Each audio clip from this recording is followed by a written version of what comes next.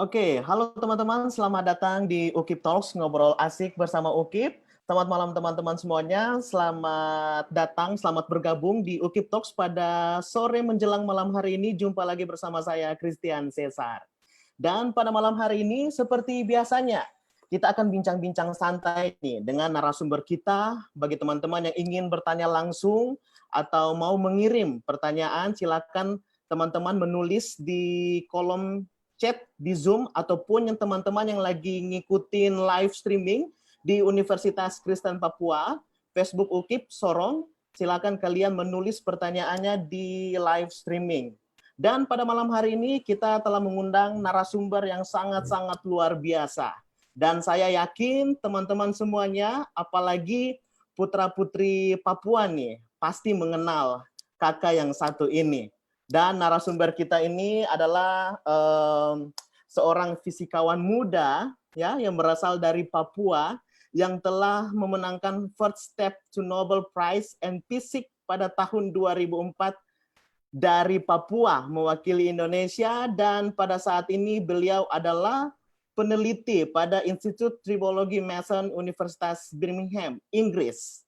Dan tentunya masih banyak sekali prestasi-prestasi yang telah dilakukan oleh kakak kita yang satu ini dan telah tentunya membanggakan Indonesia khususnya tanah Papua. Dan topik kita pada malam hari ini teman-teman yaitu mengenai responsibility strengthens your talent ya. Kalau kita berbicara mengenai tanggung jawab nih teman-teman dan adik-adik semua, berarti kita berbicara mengenai diri kita sendiri ya. Orang sukses adalah orang yang mampu bertanggung jawab mengelola talentanya dengan benar. Ya, dan Tuhan memberikan kita talenta pada diri kita masing-masing dan suatu saat Tuhan pasti meminta pertanggungjawaban dengan talenta yang Tuhan telah beri dalam kehidupan kita. Langsung saja saya sapa, tak perlu lama-lama lagi, narasumber kita, kakak kita yang satu ini, Kakak George Sa. Selamat malam Kakak George. Halo Pak Kris, selamat Ya. malam. Senang bertemu, senang berkenalan. Terima kasih undangannya. Saya ada di sini. Terima kasih juga buat Civitas Akademik UKIP, seluruh mahasiswa dan ya semua warga UKIP lah. Terima kasih sudah undang. Oke, baik. Kakak George, kami juga dari UKI. Pertama-tama terima kasih untuk Kakak George telah menyempatkan hadir bergabung dengan kita pada malam hari ini, akan beri banyak sekali motivasi, inspirasi, edukasi tentunya buat teman-teman kita yang ada di Universitas Kristen Papua. Terima kasih Kakak George. Nah, ya. Kakak George, apa kabar nih Kakak George? Kabarnya gimana luar biasa, saya baik-baik, sehat, saya di Jayapura, saya rindu Sorong, rindu Maibrat sih. Terakhir kapan nih Kakak George ke Sorong? Aduh, saya lupa. It's not on the top of my mind, but I think it's been a while. Oke. Terlalu lama. Tapi pasti Kakak George nanti kapan-kapan kita ketemu ya, jalan-jalan di UKIP Sorong. Pasti. Motivasi kepada adik-adik semua yang ada di UKIP ya Kakak George. Ya, saya sendiri sebenarnya saya sudah pernah ke kampus UKIP. Terus, oke. Dan saya salah satu mentor untuk anak-anak dari UKIP yang pernah bekerja di BP di LNG Tang. Wow, luar biasa. Saya pernah menjadi mentor mereka di perusahaan. Mereka yang magang ke atas, saya yang salah satu dari supervisor. Jadi saya kenal dekat dengan UKIP. Jadi bukan hal yang baru buat saya.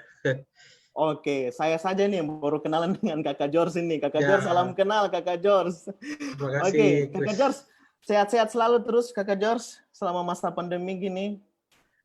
Puji Tuhan, saya baik. Terus saya juga kerja di Jayapura juga. Jadi selama aktivitas tidak ada kendala yang berarti. Puji Tuhan. Keluarga baik, ya, semua baik di rumah.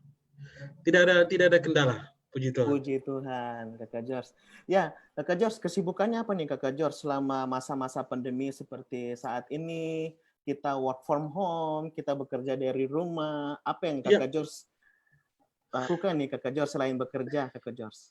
Ya, jadi yang pertama saya kan koordinator beasiswa luar negeri di Provinsi Papua untuk di Papua Language Institute. Jadi pemerintah Papua yang menyekolahkan anak-anak Papua ke luar negeri itu kami persiapkan di Papua Language Institute, di institut kami, dan saya sendiri sebagai instruktur matematika juga bahasa Inggris. Terus saya mempersiapkan anak-anak ini dan mereka sudah kuliah juga dengan 3 kampus di Amerika, diantaranya Rhode Island University, Highland College, dan juga Johnson and Wales University. Jadi saya memang day to day di PLI, dan di situ saya menyiapkan anak-anak yang mau berangkat ke sana supaya mereka tidak mengalami kesusahan. Dan karena saya juga memang alumni dari Amerika, jadi saya banyak bisa memberikan masukan, bahkan mendaftar dan menyiapkan segala hal yang mereka butuh untuk mereka ke Amerika nanti setelah, kalau kita harap COVID ini selesai. Tapi dari sekarang mereka ada kuliah dari sini. Kemudian saya sendiri juga ada bergabung di beberapa komisi di Papua sini sebagai staf ahli dan menjalankan beberapa kursus online yang di mana free of charge, dan sementara memang masih berhenti sedikit dulu, tapi itulah saya punya di sini. Dan juga banyak bergerak di lingkungan mahasiswa, ikatan mahasiswa yang mereka meminta saya sebagai pendamping. Wow, Gitu. luar biasa. Gimana nih Kakak George untuk minat dari generasi muda khususnya anak-anak Papua nih yang mau bersekolah di luar negeri? Apakah cukup banyak Kakak George? Ya, kalau minat banyak, tapi kesempatan sedikit. Itu. Iya. Terus terkadang semua orang bisa punya ambisi untuk sana, tapi kadang mereka tidak sadar bahwa ada hal-hal yang harus disiapkan untuk mereka harus siapkan dulu sebelum bisa. Kemudian program beasiswa dari pemerintah ini kan dibuka secara umum. Kadang mereka mendaftar, tapi kurang dukungan dari kalangan keluarga, juga kurang dorongan motivasi yang mereka rasa tidak yakin kalau mereka bisa lolos dalam seleksi. Dan juga jadi menurut saya tingkat confidence itu agak kurang di anak-anak yang istilahnya banyak mendaftar, sehingga yang memang terpilih dan masuk adalah anak-anak yang memang memiliki setidaknya mereka berada di lingkungan yang mendorong mereka untuk coba kejar kesempatan yang ada.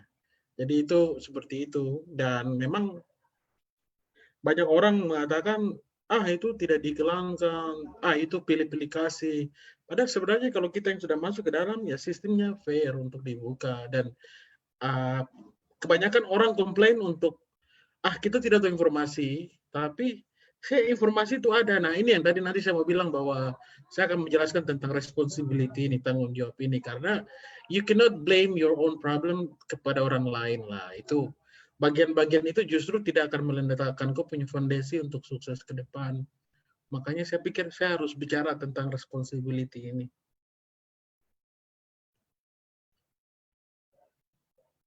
Oke, baik. Terima kasih Kakak George. Di sini sudah hadir beberapa orang dan juga di live streaming Facebook sudah ada beberapa yang telah bergabung dengan kita pada malam hari ini. Nah, Kakak George, ini saya tertarik sekali dengan profil Kakak George nih. Di mana Kakak George ini merupakan putra asli Papua yang berhasil menggapai prestasi yang sangat luar biasa nih. Dan ini pasti tidak mudah ya, Kakak George, untuk dicapai oleh semua orang. Bisa Kakak George ceritakan sedikit bagaimana perjalanan Kakak George hingga bisa berada pada titik ini nih Kakak George? Ya, baik Pak Christian, terutama adik-adik kita yang di Sorong Raya, di Papua Barat, dong harus tahu bahwa saya ini orang Maibrat, orang Sorong asli. Wow, luar biasa Maibrat. Saya orang Maibrat, ya mau bilang kepala suku, tapi jangan nanti disuruh bilang klaim lagi. Jadi begini Pak Kris, saya dari SD sampai SMA itu berada di masa-masa sebelum OSUS. Dan ketika saya baru di kelas 2 SMA, disitulah program OSUS baru bergulir. Dan di situ mereka mulai bekerja sama dengan beberapa institusi, dan salah satu institusi bekerja sama ini kan bersama Profesor Yohanes Surya. Nah, yang saya mau kasih tahu sebenarnya begini, di saat sebelum OSUS ini ada, kami ini banyak yang tidak punya kesempatan. Contoh, saya kasih contoh begini. Saya dulu waktu masih SMP, saya karena tahu bahwa sangat susah kondisi, jadi saya memilih bahwa saya harus masuk di sekolah yang dimana saya tidak bayar. Jadi waktu itu saya berjuang mati untuk masuk ke SMU Taruna Nusantara. Itu di tahun 2001. Nah, saya berpikir bahwa saya harus masuk di sekolah di mana saya tidak mendapatkan orang tua lah. Jadi memang ada satu kondisi di mana dari saya masih SD, SMP, SMA ini ada sebuah tanggung jawab yang di mana saya pikir bahwa saya harus ambil tanggung jawab itu. Kalau bicara tentang dari masa SD, SMP, SMA, saya dulu ranking 1 terus. Biasa dulu kita terima rapot itu 3 kali. Jadi namanya catur bulan. Setiap ranking itu pasti ranking 1. Jadi untuk soal urusan kepala, guru-guru, ibu kepala sekolah, mereka bilang anak itu dia pintar lah. Jadi tidak ada masalah. Cuman kepintaran yang saya punya yang istilahnya ada di situ, maksudnya ranking itu, saya tidak punya mimpi yang tinggi, tidak pernah merancang masa depan, tidak pernah berpikir bahwa saya akan menjadi ini, menjadi itu tuh tidak ada. Karena memang kesempatan saat itu tuh tidak ada. Namun beda pemikiran kami waktu masih di tahun-tahun itu dengan anak-anak sekarang, kami tahu kesempatan itu tidak ada, tapi itu tidak membuat kita macam malas-malas di sekolah, macam sudahlah gitu, hidup saya tidak akan kemana-mana. Ya. Itu tidak seperti itu. Tapi kami malah mengambil sikap lebih baik di dalam kelas belajar, lebih baik senang di sekolah. Jadi sekolah itu macam satu tempat yang menyenangkan. Iya. Jadi di zaman kita karena di luar dari sekolah itu tidak ada yang menarik. Televisi hitam putih, HP tidak, HP masih 1-2 orang punya. Mau main gamebot atau main permainan yang harus sewa-sewa itu pun tidak ada punya uang. Jadi memang dibilangnya tempat nyaman buat kita tuh di dalam sekolah. Jadi itu mungkin itu salah satu pembeda dengan generasi adik-adik sekarang. Terlalu banyak distraction dan terlalu banyak opportunity yang kadang bukan opportunity juga, dan banyak promise, janji yang dimana anak-anak ini menurut saya mereka punya kepala itu sudah dipadatkan dengan berbagai macam stimulasi yang memang tidak membuat mereka fokus lah. Ya. Kalau kita dulu beda, makanya saya kalau tadi bertanya kenapa sampai saya bisa, yang pertama di zaman kita tuh gangguan-gangguan itu kurang. Nonton televisi pun juga tidak bisa, karena memang televisi hitam putih siarannya begitu. HP juga tidak mungkin lah. Yang pertama terlalu eksklusif. Jadi distraksi di zaman kita itu tidak ada, membuat dari SD, SMP, SMA tuh ada kita bangun yang namanya disiplin fokus. Artinya kita kalau duduk belajar pegang buku, tahu bahwa kita tidak akan pernah bosan-bosan karena sudah dilatih dari SD itu. Pegang buku, baca itu sudah menjadi suatu kebiasaan yang tidak membuat kita tuh kayak pegang sedikit lari. Ternyata itu dia terbawa sampai ke SMA. Nah, pas di SMA itu mulai ketika OSUS masuk, dana mulai dari mana kerjasama mulai jalan. Mereka cari anak-anak yang memang dinilai punya kemampuan. Saya dulu di SMA juga punya ranking. Saya masuk sekolah di SMA Negeri 3 Buper yang dalam tanda kutip anak-anak pintar satu tanah Papua yang direkrut cuma mungkin 1 orang dari 1 sekolah masuk. Dan di situ kita akhirnya diberikan kesempatan. Jadi kalau Pak Kris tahu Blaise Pascal itu kan dia bilang luck, favor, prepared mind. Jadi keberuntungan itu dia akan berpihak pada orang-orang yang punya pikiran atau punya diri itu sudah dia siapkan gitu. Kami dulu siapkan diri dengan cara tidak pernah pikir bahwa nanti ada kesempatan ini, ada kesempatan itu, tidak ada. Tapi itu disiplinnya ada, tanggung jawabnya ada. Dulu saya masih kecil-kecil tuh saya punya hidup tuh saya prinsip begini, saya tidak mau bikin orang tua susah. Karena saya tahu kehidupan kita di keluarga itu sudah susah. Jadi apapun yang saya lakukan di luar rumah, ya itu.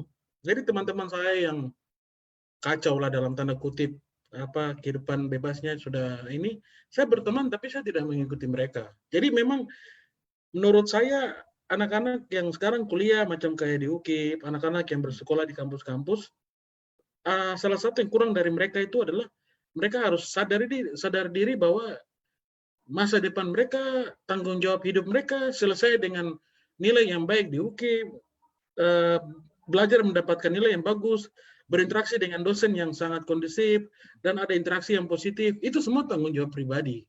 Ya. Tidak bisa kita paksakan dosen untuk, kok kesini gitu. Tidak bisa. Nah, cuman persoalannya anak-anak ini, mereka tuh kayak, saya mau belajar tentang tanggung jawab dari siapa? Saya mau ditunjukkan tentang tanggung jawab itu bagaimana caranya? Atau, orang bilang tanggung jawab itu apa sih? Apakah ada dia punya teori, penjelasan? Apakah ada cara di mana saya bisa hari-hari saya itu saya bisa coba record dengan baik sehingga saya bisa tahu bahwa oh ini yang namanya responsibility atau tanggung jawab. Karena orang sukses siapapun di bumi ini, pemimpin siapapun dia, ada dua kunci. Yang pertama tuh dia selalu mengambil tanggung jawab yang jelas. Tanggung jawab itu dia memberikan kita yang sudah punya talenta lebih mantap lagi. Orang punya talenta tapi malas-malas ya sama saja. Kalau kau jago main bola kaki, tapi ketika orang ngajak untuk pergi bertanya sebenarnya saya tidak mau. Jadi sama, harus ada tanggung jawab. Saya contoh saja misalnya begini, saya dulu kenapa sampai saya bisa juara dulu itu ada satu hal, karena saya waktu belajar di bawah Profesor Yunus Surya itu bilang sama saya begini, George, kamu harus menang. Karena apa? Kalau kamu berhasil, adik-adikmu yang ikut kamu dari belakang itu akan mendapatkan kesempatan yang lebih besar lagi. Pemerintah akan percaya anak-anak Papua itu bisa hebat, mereka mampu kirim ke seluruh dunia pun bisa gitu. Jadi kamu harus tunjukkan dari sini. Jadi waktu saya dididik, dilatih, saya bukan hanya mau juara atau mau ikut lomba-lomba itu untuk saya diri sendiri, tidak. Ada satu tanggung jawab yang hampir setiap hari saya disampaikan. Ingat, kau bukan jalan sendiri. Ada banyak orang yang akan ikut kau. Kalau kau berhasil, mereka ikut. Jadi saya mau bilang bahwa saya juara yang lomba the first step to Nobel Prize. Yang pertama itu bukan saya sendiri. Ada tangan-tangan, ada orang-orang, mentor yang baik, teman-teman di samping yang mendorong saya. Jadi suksesnya saya meraih itu bukan saya sendiri, hebatnya saya itu tidak ada. Pertama Tuhan oke. Yang kedua orang-orang di samping saya, kemudian saya punya mentor, profesor. Jadi yang saya mau kasih tahu secara singkat itu adalah saya bisa itu karena saya punya support system yang solid. Tapi support system yang solid itu dia hanya menguatkan saya punya pandangan fundamental tentang saya berdiri, tentang tanggung jawab itu apa. Saya sadari hal-hal ini dari saya muda sekali. Jadi lingkungan juga mempengaruhi juga ya, Kakak George, sangat lingkungan mempengaruhi. Itu yang mereka bilang budaya tanggung jawab gitu. Misalnya saya dari kecil sudah dikasih tanggung jawab. Dan itu terbawa. Jadi saya masuk di environment manapun, saya dikasih kesempatan apapun, karena ada suatu tatanan budaya yang sudah istilahnya saya dilatih lah. Akhirnya dikasih kesempatan, disuruh apalagi dinasihati yang macam, ingat kamu harus berhasil. Lu berhasil nanti banyak yang ikut. Aduh itu stres itu. Pulang itu belajar tuh kayak, oh iya betul ya, ternyata saya membawa suatu misi yang besar untuk yang di belakang. Maka dari itu saya pikir, saya bisa karena bukan saya sendiri. Itu saya ditolong oleh orang banyak, tapi saya sendiri memang punya konten yang misalnya, ya siapa saja mau datang ngolah ya bisa gitu. Makanya ini yang menjadi hal penting untuk saya mau bicara di sini buat saya punya adik-adik yang lagi kuliah ini. Kenapa saya pilih topik ini? Ini sudah saya mau kasih tahu. Nanti berlanjut dari pembicaraan kita. Kakak George, tadi Kakak George katakan bahwa berbeda nih antara anak-anak zamannya Kakak George dulu dengan anak-anak muda yang zaman sekarang nih. Karena Kakak George dulu mungkin fokus untuk meraih masa depan, belum terpengaruhi oleh kegiatan-kegiatan anak muda yang seperti sekarang ini, Kakak George. Karena kita, apalagi kalau kita lihat anak muda zaman sekarang ya, Kakak George, fasilitas pun sudah banyak ya, Kakak George, dibandingkan yang dulu. Kesempatan juga sangat banyak dibandingkan dengan dulu. Nah, bagaimana Kakak George supaya bisa memunculkan pemikiran-pemikiran kompetitif atau pemikiran-pemikiran mau bisa meraih mimpi gitu, Kakak George. Tidak hanya bisa ikut orang katakan bahwa have fun lah. Biasa kan anak-anak muda sekarang kan hanya pikir have fun, hanya pikir gitu. Nah, gimana nih Kakak George supaya bisa menciptakan pemikiran seperti gitu? Ya, jadi yang pertama begini, makanya saya pilih topik ini nih sangat penting sekali dan saya ingin ingatkan 4 hal. Yang pertama itu, ini saya mau jawab pertanyaan tapi saya jelaskan sedikit. Jadi adik-adik yang ada sekarang ini, yang mereka harus tahu bahwa mereka nih mau sukses. Mereka harus sukses dan mereka mau tidak mau harus sukses. Nah, fondasi dari kesuksesan yang mereka bisa raih hari ini dan masa yang akan datang adalah mau ambil tanggung jawab. Mau ambil tanggung jawab itu artinya kau mau apa? Apapun yang kau lakukan, keputusan hari demi hari, memilih waktumu untuk melakukan apa, itu adalah bentuk dari yang namanya tanggung jawab dalam diri. Kayak tadi, kenapa sekarang ini semua kesempatan ada banyak, terus kenapa sekarang semua serba ada, kesempatan ada, teknologi sudah canggih, semua sudah canggih, tapi kok macam orang bicara sukses itu macam apa itu? Macam suksesnya tuh apa itu? Jadi saya punya prinsip sederhana. Kita nih harus kembali masing-masing tanya dong diri toh, menurutmu sukses itu apa? Kalau pendeta Maxwell, John Maxwell, dia bilang begini, sukses is about realizing your own potential and build your own self. Artinya dia bilang istilahnya dia bilang you have to work on yourself to maximize your own potential, or then at the end you will sow the seed that benefit others. Maksudnya begini, dia bilang begini, sukses itu artinya kau harus mengerjakan kau punya diri, potensi sampai kau mencapai kau punya potensi paling maksimal. Entah apapun itu, dalam bidang apapun itu, kau harus capai itu. Dan paling terakhir adalah kau gunakan kau punya potensi yang sudah maksimal itu untuk menanam bibit atau memberikan menggarap tanah yang subur untuk orang-orang lain tuh bisa ikut dan bisa sukses. Jadi kau harus bangun kau punya diri untuk kau sampai sukses dalam kau versi, baru kau ke bawah untuk melihat orang-orang yang belum sukses dan ingin mau menjadi sukses, kau harus tolong mereka. Jadi first thing first, kau harus tolong kau punya diri, kau harus kerja kau punya diri supaya kau jadi orang yang sukses dalam kau versi. Entah punya uang, punya perusahaan, punya jabatan, punya segala halnya, ataupun punya ilmu, tapi ujung-ujungnya kau harus pakai itu untuk menolong orang-orang yang banyak ini, orang banyak. Jadi adik-adik yang sekarang ini, sebenarnya menurut saya bukan kesalahan mereka. Kehidupan yang zaman now ini, orang tua dalam rumah pun jarang duduk untuk memberikan nasihat yang intensif, nasihat yang rutin, dan ikut mengawal perkembangan anak itu. Ini orang tua sekarang, karena orang tua kerja dua-duanya, anak dibesarkan pembantu, itu realita. Jadi pertumbuhan anaknya sendiri itu sebenarnya paling pertama itu tanggung jawab orang tua, titik. Orang tua yang harus memodali dia dari rumah supaya keluar dari rumah sampai di kampus, sampai di lingkungan, dia bisa memaknai hidupnya gitu. Jadi anak-anak ini yang sekarang, mereka bukan hanya karena mereka tidak mampu, tapi mereka juga korban dari orang tua punya, ya orang bilang apa ya, ya tingkat kesibukan, malas tahu ataupun ya acuh tak acuh dan sebagainya.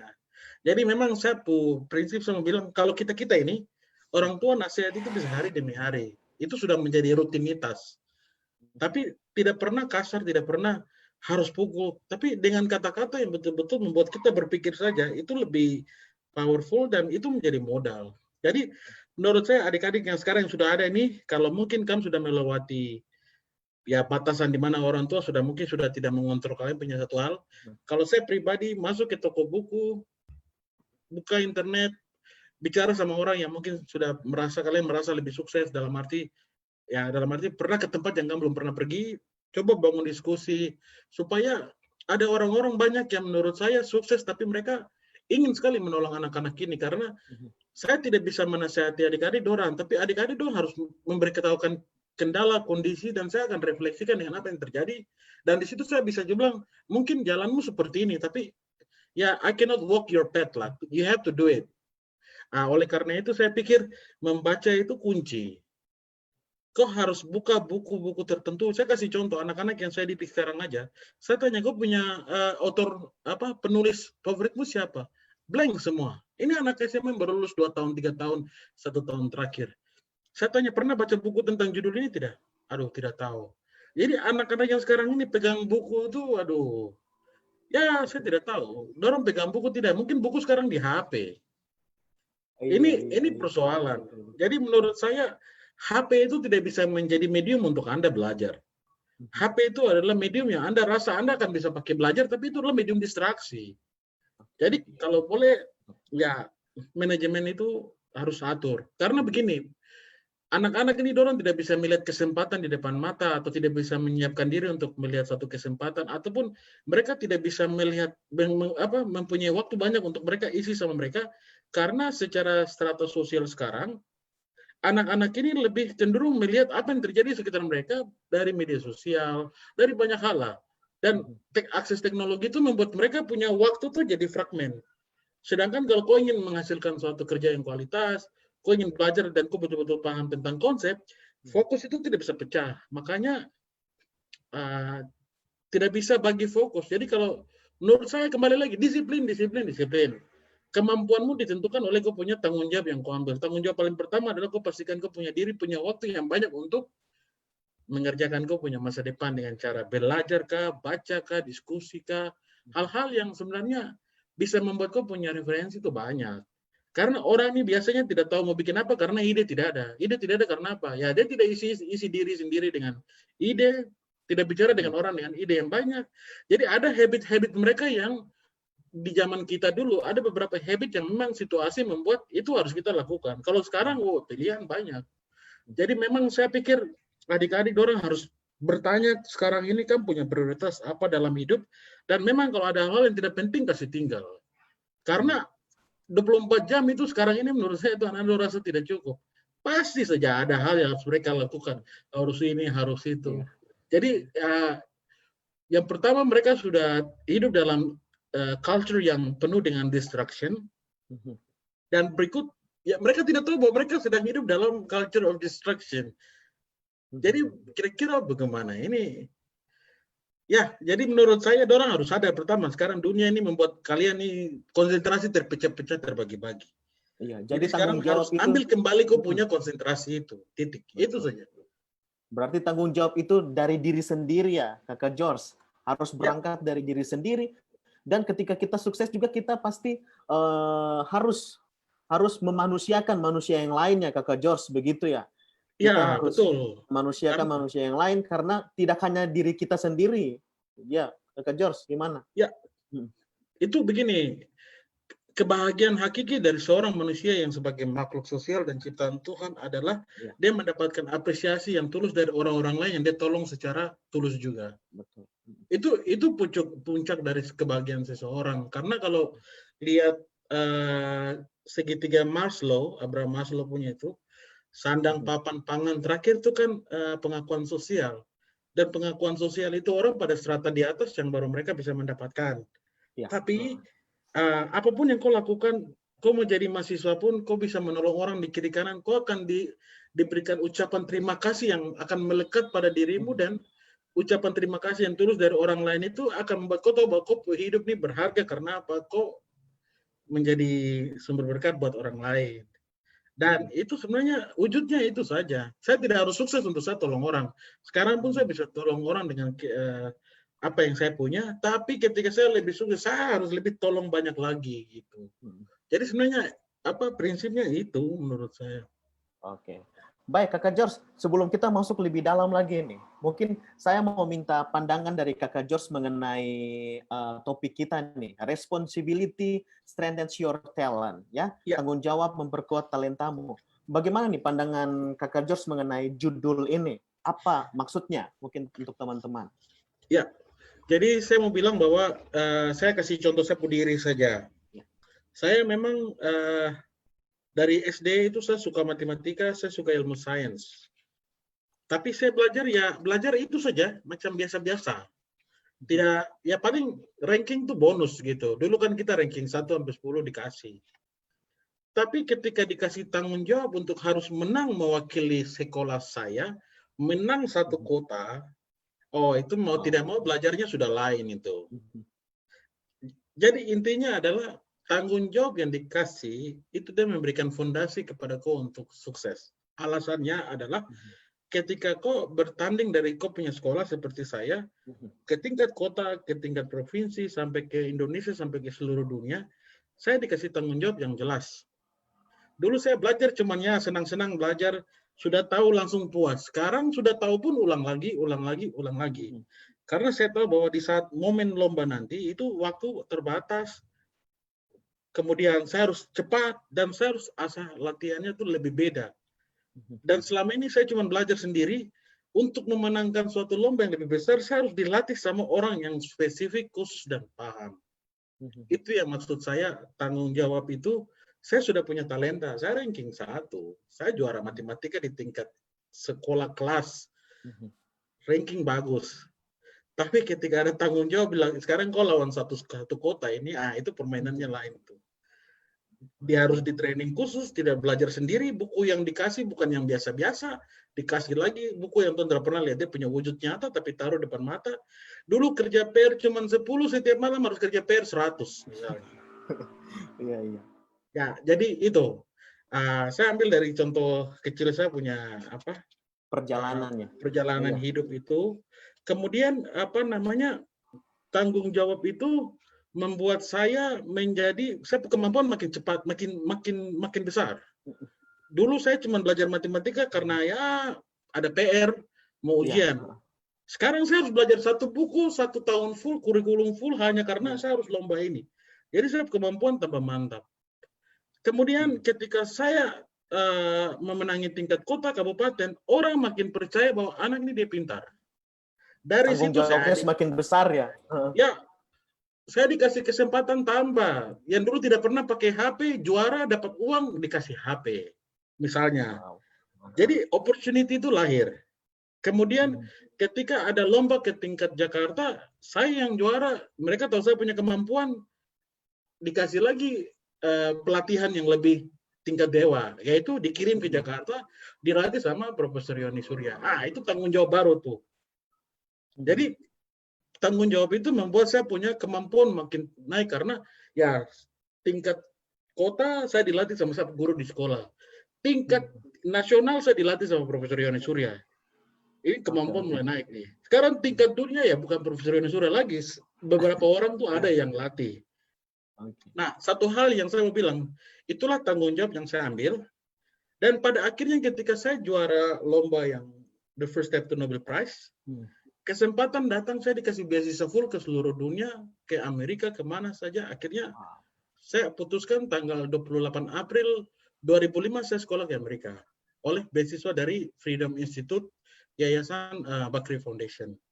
Jadi tanggung jawab itu yang pertama, tadi saya sudah bilang, dia akan memberikan fondasi untuk sukses. Yang kedua, ketika kau dikasih tanggung jawab kecil, ketika kau berhasil melakukan tanggung jawabmu, kau akan dikasih tanggung jawab yang lebih besar lagi. Contoh, adik-adik di kampus UKIP. Kau kalau nilai bagus dalam kau punya kuliah, nilai semua bagus A dan B dan C, dosen akan bilang, anak ini bisa jadi, saya punya teaching assistant, bisa jadi research assistant. Tanggung jawab dikasih. Jadi itulah tanggung jawab kecil dalam apapun lingkup kecil itu, dia akan membawa kita ke fondasi untuk sukses ke depan. Kemudian kalau kau dapat tanggung jawab, kau lakukan dengan baik, kau akan diberikan tanggung jawab yang lebih lagi. Kemudian kau punya tanggung jawab dikasih, itu tanggung jawab itu akan membuat kau punya kemampuan itu makin naik.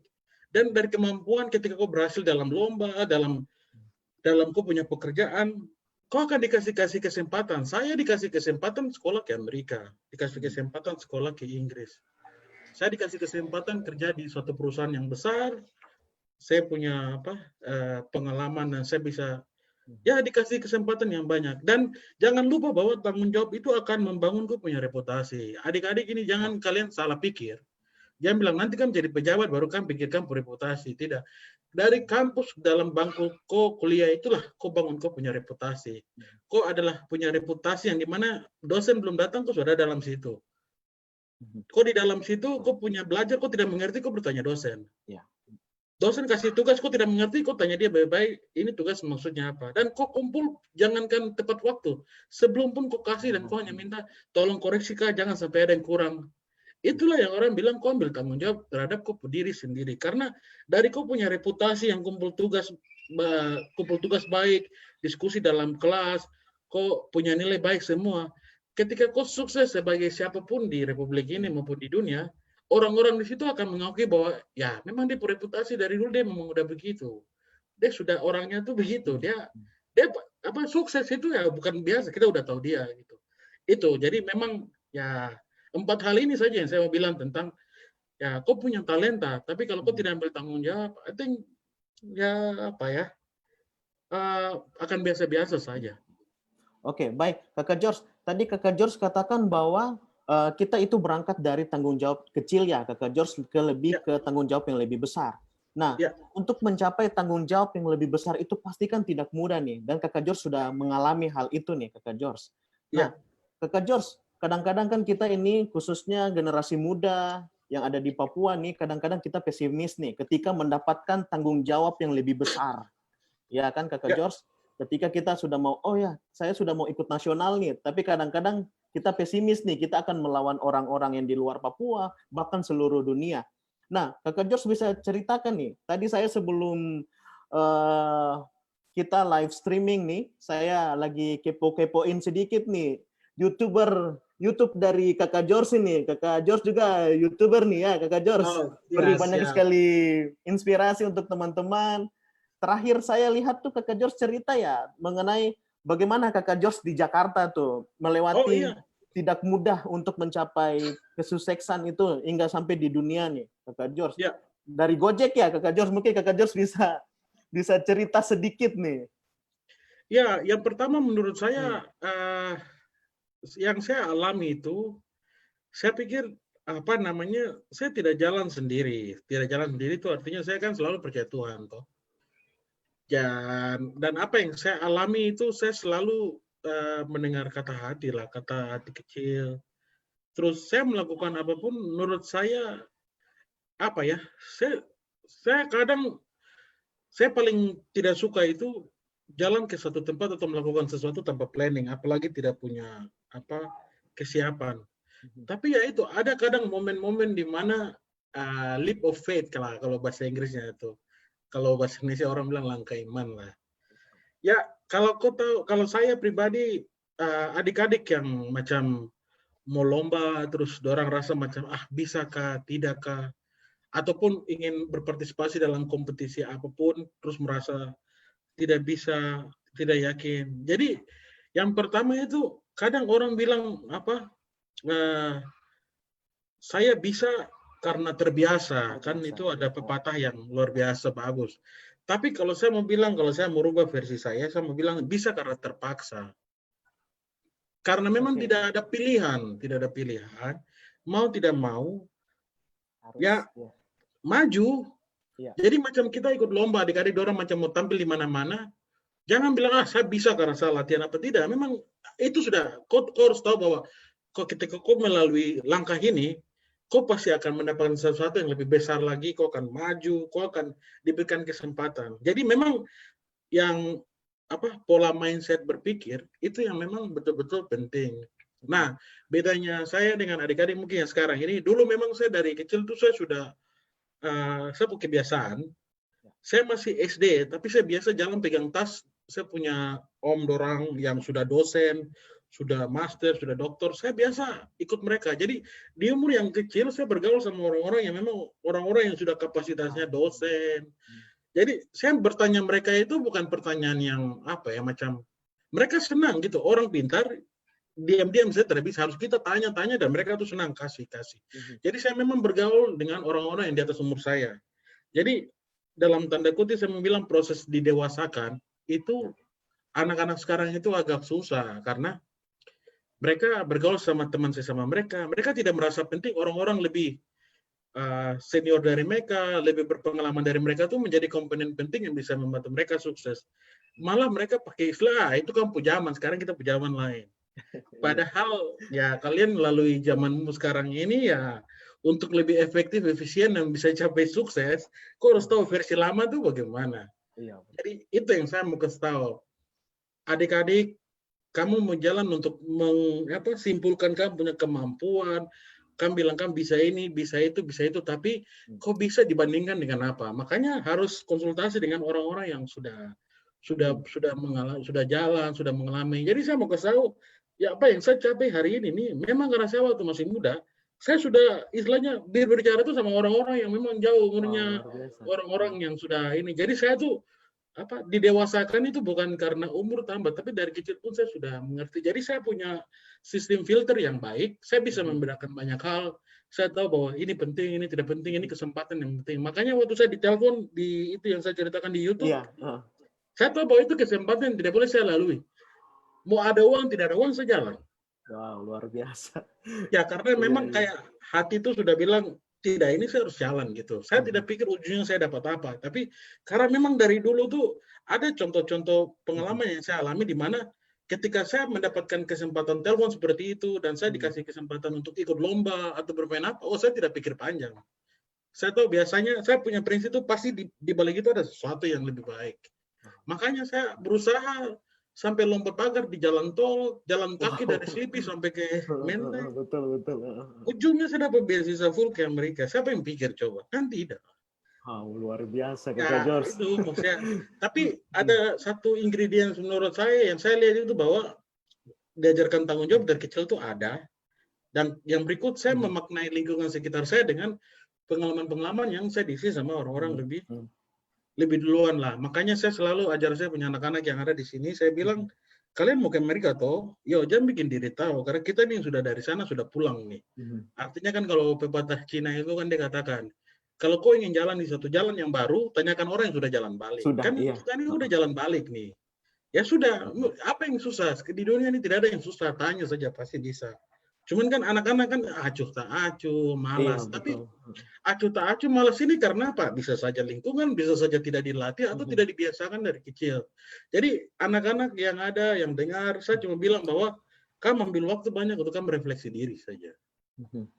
Saya pikir itu. Jadi memang apa yang saya lakukan kelihatannya macam random, spontan, dan sebagainya. Tapi memang kalau dilihat ke belakang, kayaknya momen perjalanan hidup, pengalaman, kemudian hal-hal yang saya temui, kemudian saya bergaul, relasi dengan banyak orang, itu membuat saya tuh kayak langsung kayak bisa gitu. Makanya itu yang saya bilang bahwa your own success is your own responsibility.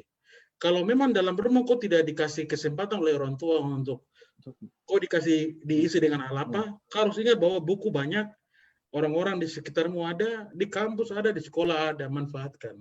Itu saya pikir dia punya kata kunci itu. Betul sekali, Kakak George. Oke, tadi Kakak George katakan bahwa kita harus bergaul ya, Kakak George, dengan orang-orang yang sudah sukses, ataupun kita bisa melihat kehidupan mereka, sepak terjang mereka, ataupun pengalaman mereka, sehingga kita bisa menjadi lebih baik mencontohi dari mereka ya, Kakak George. Ya, benar sekali. Saya bisa kasih alasan yang pertama itu karena di sini dari catatan yang saya sudah buat tentang responsibility strengthen your talent, itu dalam mengambil tanggung jawab itu ada 4 hal penting yang harus kau lakukan, bahkan 5. Dan salah satu poin yang paling penting adalah pilih teman yang hati-hati. Jadi choose your friend wisely. Jangan kau pilih kau teman sembarang-sembarang. Jangan pilih teman yang merokok. Lama-lama kau tidak merokok, kau jadi perokok. Pilih kau punya teman yang memang suka beribadah kah, bergaul dalam lingkungan yang lebih kondusif kah, atau anak-anak yang lebih senang spend waktu untuk mungkin volunteer melakukan kegiatan apa. Jadi pilih temanmu yang betul-betul dia akan membantu dan mengisi koi. Yang berikut, kadang orang tuh komplain bahwa begini, saya ini tidak punya ini, makanya saya tidak bisa bikin ini. Saya mau buka usaha tapi tidak ada modal. Saya mahasiswa, jadi ngapain saya bisa mau pergi lakukan kegiatan ini.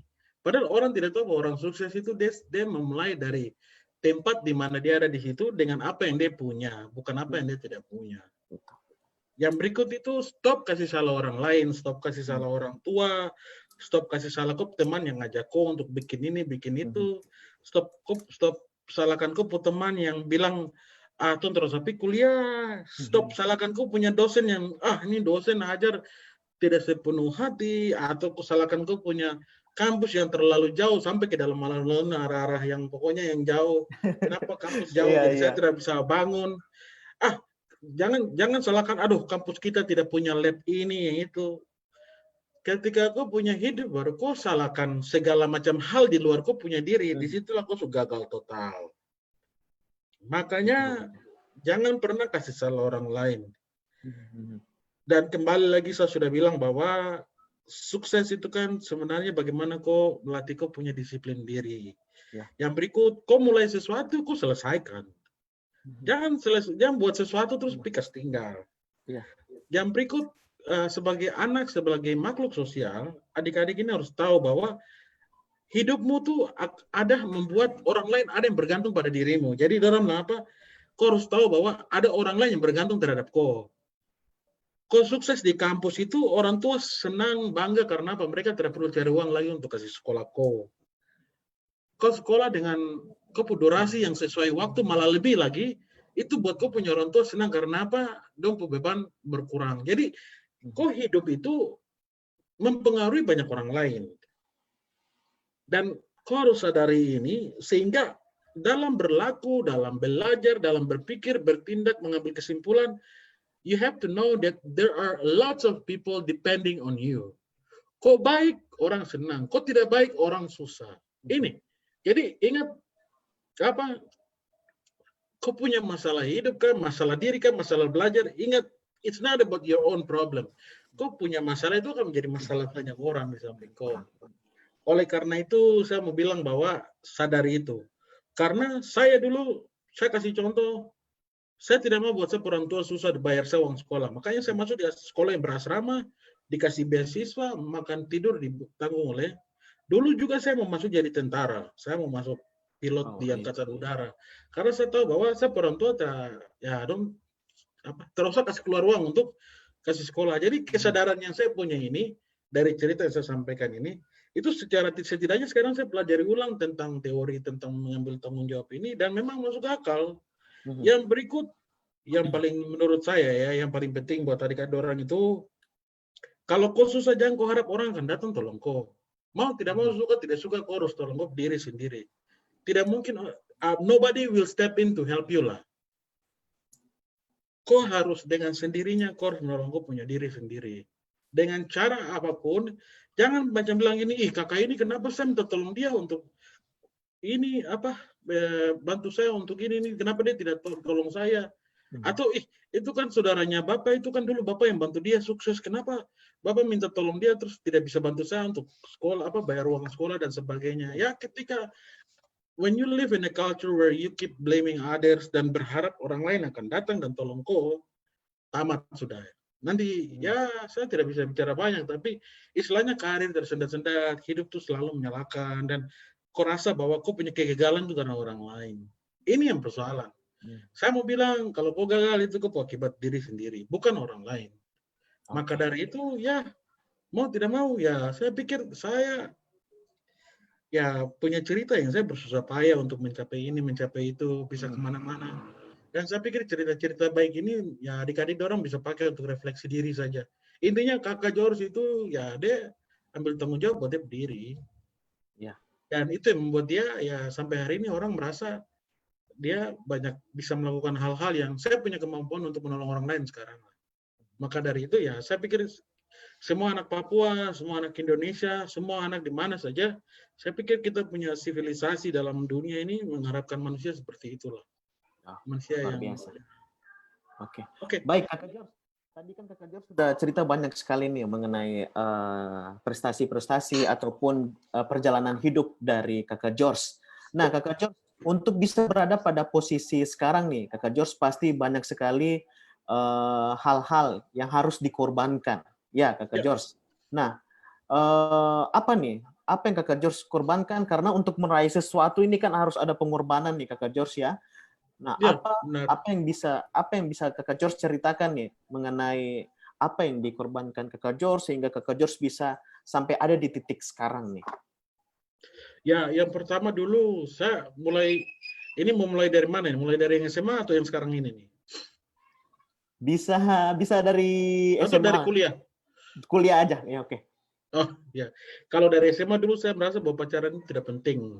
Jadi Wah, buang-buang waktu, wasting time. iya, betul. Nah, makanya hidup ya belajar terus, lihat buku, lihat apalah. Kalau di kampus, yang saya korbankan itu saya harus hidup jauh dari keluarga, puluhan ribu kilometer dari orang tua.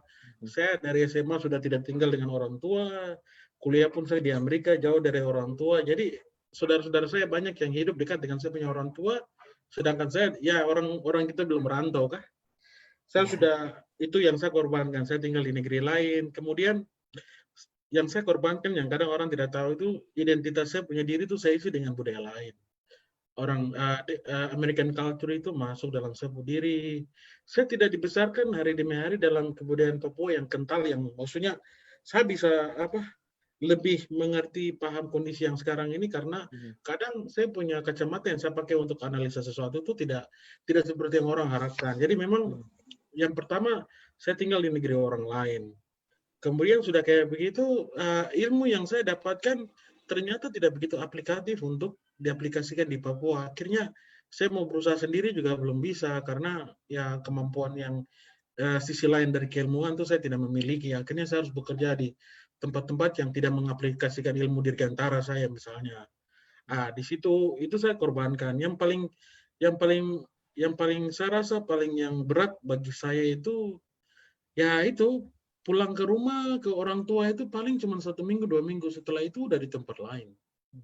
Ini di umur-umur masih muda, belum berkeluarga, harus jauh dari lingkungan kita lah itu. Itu yang menurut saya paling berat. Juga waktu kita ikut lomba olimpiade juga kan SMA-nya kita tuh kan di Jakarta, artinya tidak sekolah selama 2 tahun. Jadi namanya anak SMA yang kelas 1, kelas 2, kelas 3, saya kan putus di kelas 1 saja. Kelas 2, kelas 3 tuh udah homeschooling. Jadi homeschooling itu membuat ya saya tidak itu coret-coret baju yang waktu lulus itu tidak, terus tidak ya kayak anak biasa. Terus waktu kuliah di kampus, yang pertama saya harus pakai 2 tahun untuk proses adjustment karena kuliah pakai bahasa Inggris, hidup di negara orang, dan itu hidup berat sekali gitu karena self isolation itu terjadi dan kadang isolasi itu membuat kita tuh kadang bisa dari stres sampai depresi, kembali stres lagi ulang. Jadi kehidupan di mana kita memang ya fight sendiri dengan apapun yang kita alami, harus berjuang sendiri. Saya pikir itu yang paling berat. Kemudian interaksi dengan kakak-kakak, dengan keluarga. Menurut saya paling beratnya itu di keluarga itu. Kadang juga beasiswa terlambat, terus kadang juga keterlambatan itu membuat saya ya mau tidak mau harus ya bekerja ekstra, harus. Jadi memang hidup itu tidak gampang gitu. Jadi harus fight gitu. Dan itu saya alami, tapi setelah hari ini saya lihat kembali, saya hanya tidak percaya bahwa dulu saya begitu ya, maksudnya bisa gitu. Dan itu menjadi modal di mana ketika saya berbicara dengan siapapun, berinteraksi dengan siapapun, orang tahu bahwa dia tidak kosong gitu. Artinya dia menjalani hal yang anak-anak lain itu tidak alami. Makanya kita harus hormat dia, salut dia, kita respect karena ya he has been through a lot of things, tapi dia ada di sini gitu dan malah dia makin lebih ambisi untuk macamnya membantu adik-adik yang ada saat ini belajar. Dan saya pikir memang saya petugas begitu harus bantu mereka kemana-mana karena menurut saya saya dulu jalan tuh berat sekali karena saya bahasa Inggris tidak bagus, saya harus belajar ulang, harus bekerja ekstra sebagai petugas di kafetaria, staff. Jadi kehidupan berat ini memang ya betul tadi, itu yang saya korbankan.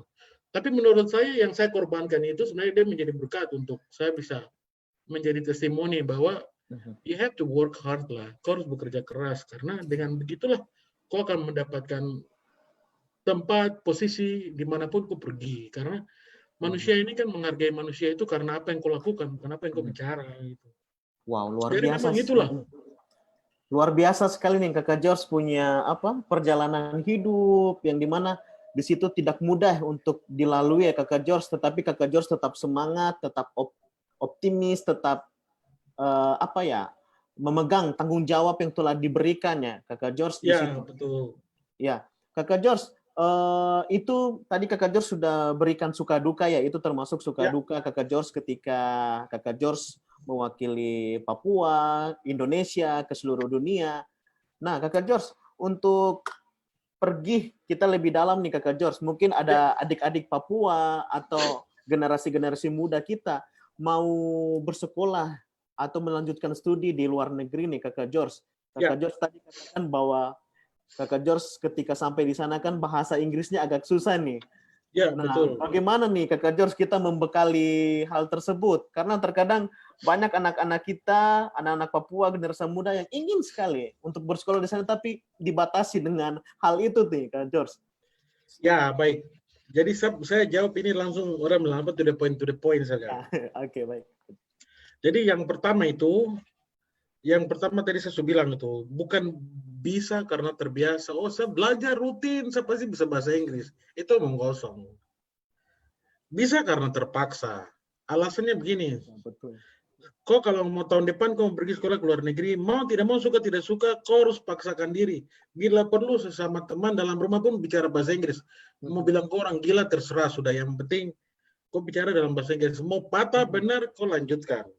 Itu yang namanya orang bilang paksa diri. Yang berikut, orang belajar bahasa Inggris ini kan bahasa. Bahasa itu kan, kau akan menemukan suatu titik di mana kau percaya diri bahwa kau bahasa Inggris sudah bagus. Ketika kau berada pada satu momen di mana, saya bisa ya. Saya kasih contoh begini. Saya di Jakarta, saya sudah ambil TOEFL di English First, EF. Oh, EF, ya. TOEFL 600 lebih, jelas. Mantap. Daftar langsung. Biasa. Ya, jelas. Bisa kuliah langsung di Amerika. Tapi ternyata setelah saya sampai di Amerika, masuk di imigrasi, masuk di bandara, mau bicara dengan orang di sana, ya ampunilah. Dorang bicara dengan logat dialek yang saya tidak mengerti. Jadi saya tahu bahwa saya sudah TOEFL bagus, tapi ternyata sampai di sana saya KO ulang. Saya tidak bisa. Jadi menurut saya terlalu overestimasi, saya kelebihan. Saya punya kemampuan bahasa Inggris. Jadi kunci berikut buat adik-adik dorang yang mau keluar negeri itu, yang pertama tuh kesalahan fatal dalam belajar bahasa Inggris adalah you overestimate yourself and you underestimate yourself. Saya kasih contoh kasus. Bahasa Inggris tuh gampang, kita pergi ke sana tinggal 3 bulan saja tuh langsung bisa speak. Iya, betul. Tapi itu adalah saran daripada orang yang tidak bertanggung jawab dan tidak tahu. Iya. Untuk bisa sampai di luar negeri, you harus punya modal. Modal untuk pakai latih, pakai belajar, pakai bicara, kasih asa-asa lah. Tapi kalau macam asumsinya sudah salah, misalnya, itu gampang, pergi ke sana saya pasti langsung bisa. Itu, jadi yang saya mau bilang bahwa jangan dengar nasihat orang-orang yang sama sekali tidak teruji dan terbukti dengan apapun yang mereka sampaikan. Hati-hati dengan saran orang.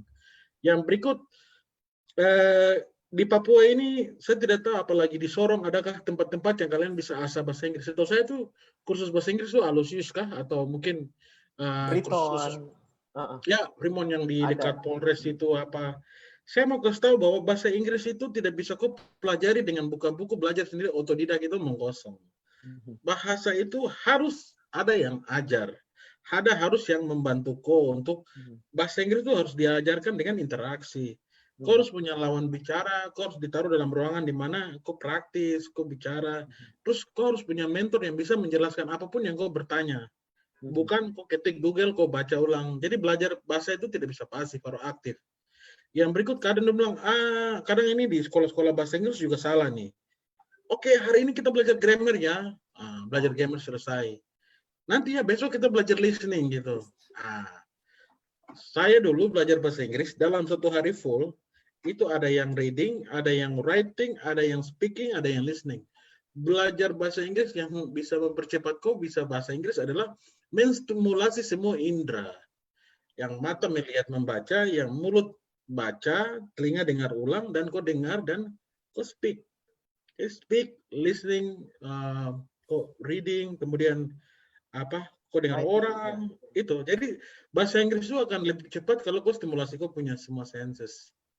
That's the key. Terus kemudian biasanya tuh bilang, aduh saya mengerti sekali ini orang ini bicara apa, tapi saya balas susah. Iya, betul. Ya, karena begini, dari kepala ke mulut itu kabel ada putus di situ.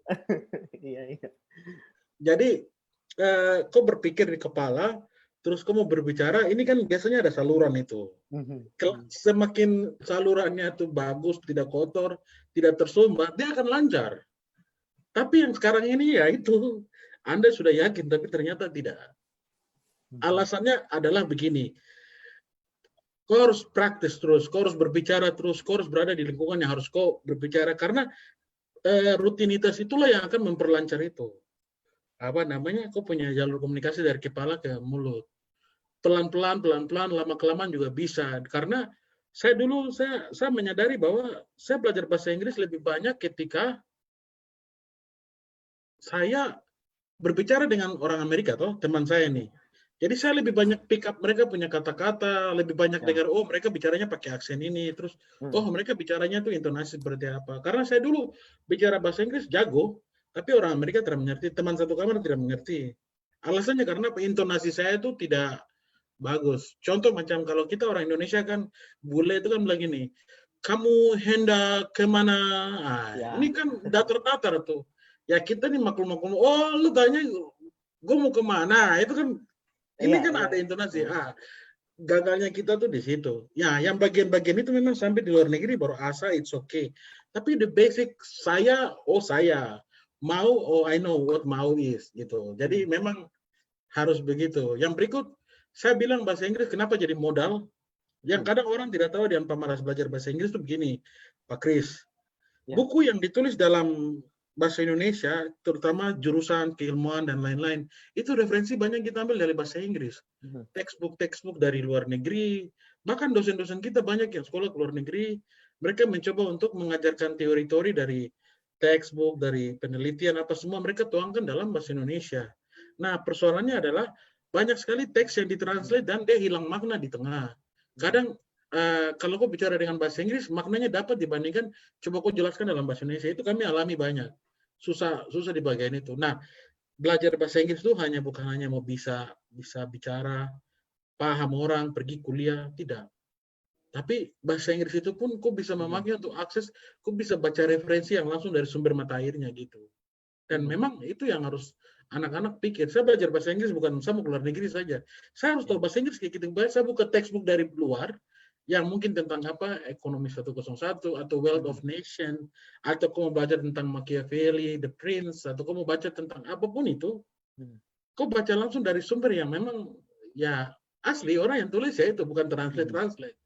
Jadi saya mau bilang jangan asumsi bahwa saya bahasa Inggris bisa keluar negeri, belum, bukan itu saja. Bahasa Inggris pun kau bisa pakai untuk mengakses ilmu yang ada di luar negeri. Kau di Papua, kau di Sorong, kau belajar. Itu yang saya mau sampaikan. Dan saya mau bilang bahwa kesempatan itu dia akan datang, dan kalau kau tidak siap, kau akan lewatkan kesempatan itu. Jadi sebelum kesempatan itu datang, kau asah diri, kau kursus bahasa Inggris itu jangan bilang belajar sendiri, harus kursus, harus masuk ke tempat kursus dan kursus. Kemudian jangan lupa keilmuan sendiri yang kau pelajari di kampus, adik-adik belajar di kampus ini, itu belajar baik-baik, mengerti, paham sekali. Karena ketika orang-orang yang kasih beasiswa, mereka wawancara kalian, mereka akan tanya core ilmumu sebelum mereka tanya kau bahasa Inggris kemampuan gitu.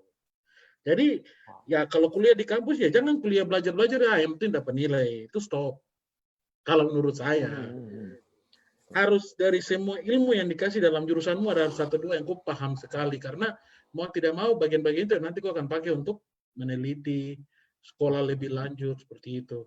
Tapi punya kemampuan di core ilmu itu tidak akan mengkompensasi kau punya bahasa Inggris. Bahasa Inggris bisa mengkompensasi kau punya ilmu, tapi tidak bisa sama sekali. Saya dulu fisika jago, matematika jago, ini jago, tapi mau keluar negeri tidak bisa bahasa Inggris, ya tahan 2 tahun lah.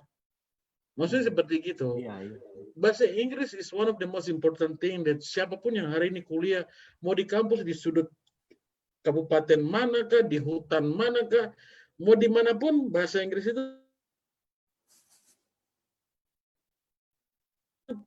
core ilmu. Karena kalau lihat kurikulum di Amerika, hampir 40% itu liberal art itu. Jadi harus belajar literatur, harus belajar komposisi retorika, harus belajar segala hal yang tentang kau punya kemampuan reading, writing, menulis, berpikir kritis, dan mempelajari sivilisasi barat. Kami yang teknik dirgantara harus mempelajari itu hampir 40%.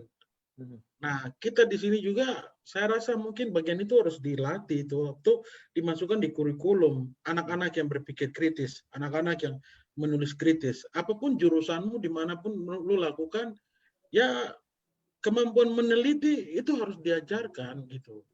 Karena mau tidak mau, suka tidak suka, hidup di luar sana semua tentang ketelitian, berhati-hati. Kan orang bilang, gua mau bikin penelitian, nggak ada. Aku hidup tuh harus teliti, itu saja. Dari Jangan diri salah. sendiri dulu ya. Iya, kayak Iya. Wah, luar biasa sekali nih tips-tipsnya dari Kakak George nih. Nanti siap. saya praktekkan lagi nih untuk bisa untuk teman-teman dan juga untuk saya nih bisa berbahasa Inggris dengan baik dan benar seperti Kakak George. Nah, Kakak George, apakah semua orang, khususnya anak-anak Papua dapat dapat apa ya? Dapat memperoleh peluang yang sama seperti Kakak George, mungkin mendapatkan beasiswa ataupun bisa ke luar negeri. Apakah mereka dapat peluang yang sama ke depan? Ya, saya selalu yakin bahwa kesempatan itu dia hadir untuk siapa saja yang bisa dapatkan. Syarat utama adalah dirimu harus mempersiapkan dirimu. Kalau dirimu tidak tahu bagaimana mempersiapkan dirimu, bisa pelajari dari orang lain. Orang lain banyak muncul di YouTube, banyak orang muncul di seminar, banyak orang muncul di kampus sebagai dosen dan lain-lain. Kan banyak dosen kita yang juga penerima beasiswa. Jadi kunci anak-anak ini untuk mendapatkan beasiswa itu menurut saya kamu harus cari tahu apapun yang ada di sekitarmu yang bisa membantumu untuk qualify untuk mendapatkan beasiswa. Kualifikasi itu bisa didapatkan dengan cara baca referensi, tapi lebih banyak bisa berbicara sama orang yang sudah pernah mendapatkan beasiswa. Di Sorong itu alumni kita LPDP itu bukan 1-2 orang, banyak. Alumni-alumni dari luar negeri itu banyak. Cuman apakah anak-anak ini mau cari tahu untuk keluar dan bertanya, karena pintu masuk kakimu masuk ke dalam beasiswa adalah you get the right information. Kau harus punya informasi yang tepat, korek, dan betul-betul informasi itu adalah yang dibutuhkan, dan itulah kau harus tahu. Anak-anak yang sekarang ini pemalas cari informasi, pemalas cari tahu informasi. Kalau buka internet, mau Google itu saya tidak tahu mereka Google barang apa. Tapi yang namanya untuk fokus cari beasiswa informasi itu barang itu kayak membosankan. Nanti kalau pada saat tidak dapat beasiswa, itu beasiswa tuh yang inilah itu, jadi komplain. Jadi yang tadi saya mau bilang, ambil responsibility, tanggung jawabmu untuk mengambil beasiswa. Kalau bicara semua, apakah bisa? Semua bisa. Semua bisa menjadi pemain bola kaki, tapi mau latihan untuk jadi pemain bola kaki atau tidak? Ini kan persoalan. Ya. Jadi saya selalu percaya semua anak-anak Papua itu punya kesempatan yang sama untuk meraih beasiswa. Tapi apakah mereka mau memberikan kesempatan buat diri untuk mempersiapkan diri, punya waktu sendiri untuk mencari hal-hal yang sangat relevan untuk membantu dia untuk beasiswa. Jadi kembali ke diri sendiri. Ya, yang kayak makanya tadi saya bilang, kau punya sukses untuk dapat beasiswa itu kok saja dirimu. Tapi kembali lagi, kau harus punya sistem support yang jelas. Orang tua mau mendukung, kau sudah kenal orang-orang yang pernah dapat beasiswa dan orang-orang itu kau mau jadikan sumber untuk kau mau konsultasi. Jadi it's all about adik-adik ini. Dan saya percaya orang punya kesempatan. Karena ya kalau mereka bilang mereka tidak bisa, ada anak-anak yang dari kampung langsung yang jangankan bisa bahasa Indonesia, tidak bisa. Langsung belajar bahasa Inggris dari kampung langsung ke luar negeri itu ada banyak. Wow, luar biasa. Jadi memang mereka punya kesempatan, saya mau bilang.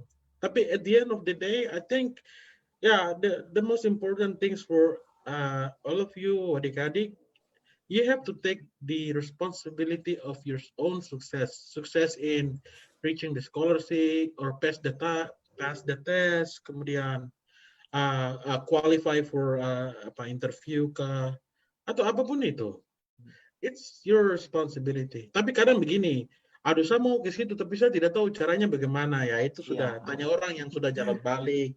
Orang-orang di banyak nih, saya saja ada di Facebook. Siapa saja yang add saya di Facebook, saya langsung klik add tanpa tanya, tanpa lihat, langsung add. Kecuali kalau yang mukanya aneh-aneh baru bilang apa konsultan kecantikan, nah itu tidak bisa. Oke, baik. Jadi teman-teman itu tuh, kalau kalian mau seperti Kakak George, kalian harus mencari informasi yang sebanyak-banyak mungkin. Dan persiapkan diri kalian itu baik-baik. Itu modal awal ya Kakak George, harus persiapkan diri. Persiapkan diri itu sangat penting.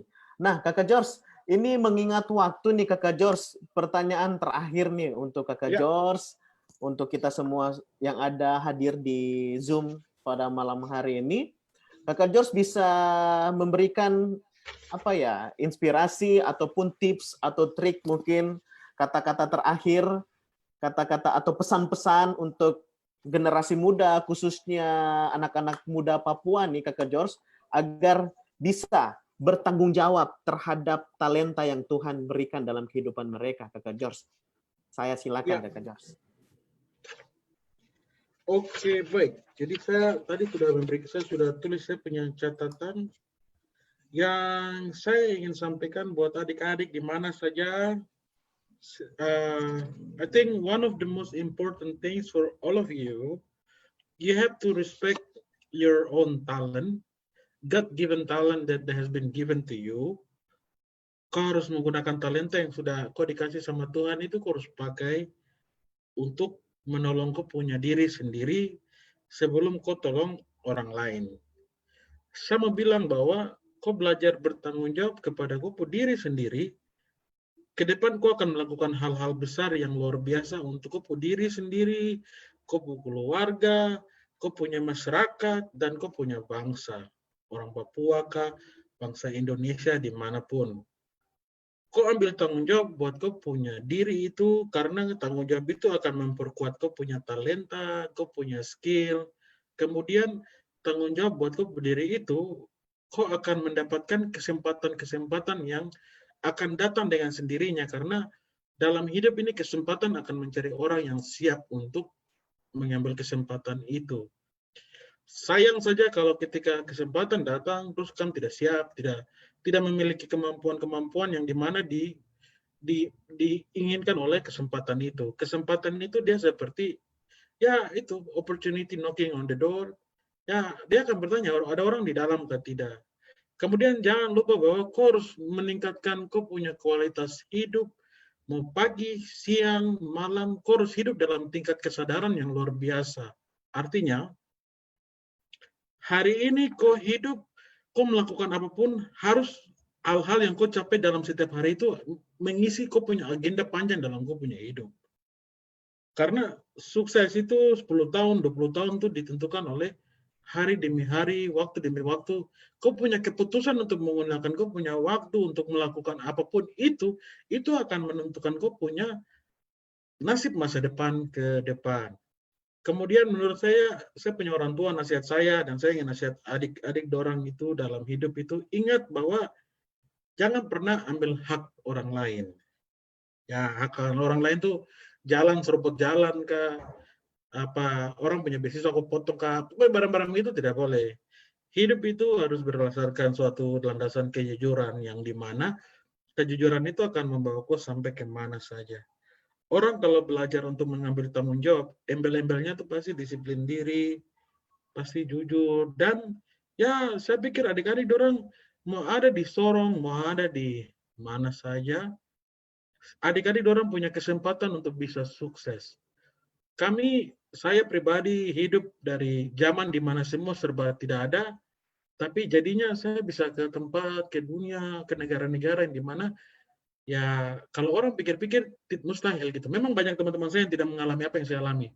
Mungkin ada hal yang saya lakukan yang tepat dan itu menolong saya. Dan ini yang saya mau bilang, adik-adik coba cari tahu hal-hal tepat apa yang harus kamu lakukan hari ini, supaya hal-hal itu akan membantu adik-adik untuk kedepannya tuh adik orang mau jalan lihat dunia kah, adik orang mau jadi orang yang hebat kah di mana saja. Jadi keputusan sukses atau menjadi orang yang hebat di 20 tahun kah, 10 tahun dari sekarang itu ada di setiap hari, detik demi detik hari ini. Oleh karena itu saya berpesan adik-adik orang tetap semangat dalam belajar, andalkan Tuhan itu penting, dengar-dengaran, hidup tuh harus membahagiakan orang lain, terutama keluarga, orang tua, terus selalu berprinsip untuk menjadi berkat buat orang lain dan bukan masalah. Karena hidup baik-baik pun itu sudah menyenangkan nama Tuhan. Itu saja, terima kasih. Oke, baik. Terima kasih Kak George yang telah banyak sekali berikan motivasi, inspirasi untuk kita semua, teman-teman yang sudah hadir di Zoom. Nanti kalau kalian di sini teman-teman belum berani untuk bertanya kepada Kakak George, mungkin nanti kalian bisa kontak Kakak George di Facebook. Kakak George terbuka ya Kakak George ya untuk bertanya apapun. Ya. Nanti saya kasih nomor WA juga di sini. Oh, oke. Baik, Kakak George. Lanjut. Oke. Jadi nanti kalian yang ingin mengontak Kakak George, ingin kontak, ingin bertanya-tanya di Kakak George, ini Kakak George sudah mengirim nomor WA-nya Kakak George. Nanti kalian langsung saja bertanya kepada Kakak George apa saja mengenai beasiswa, mengenai mungkin kalian ingin belajar bahasa Inggris, langsung saja tanya ke Kakak George. Oke, Kakak George, terima kasih hari ini telah banyak sekali beri inspirasi, motivasi, edukasi untuk kita semua. Jadi di sini saya ngambil kesimpulan seperti Kakak Jos katakan tadi bahwa yang pertama kita harus pergunakan talenta untuk diri kita sendiri dan juga untuk orang lain. Ya, jadi tidak hanya kepada diri kita, tetapi kita bertanggung jawab untuk orang-orang lain yang ada di belakang kita.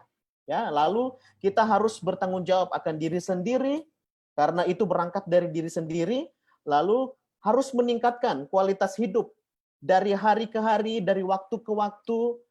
Lalu kalian jangan mengambil hak milik orang lain. Kalian harus jujur, berkarakter yang baik, karena karakter itu sangat penting.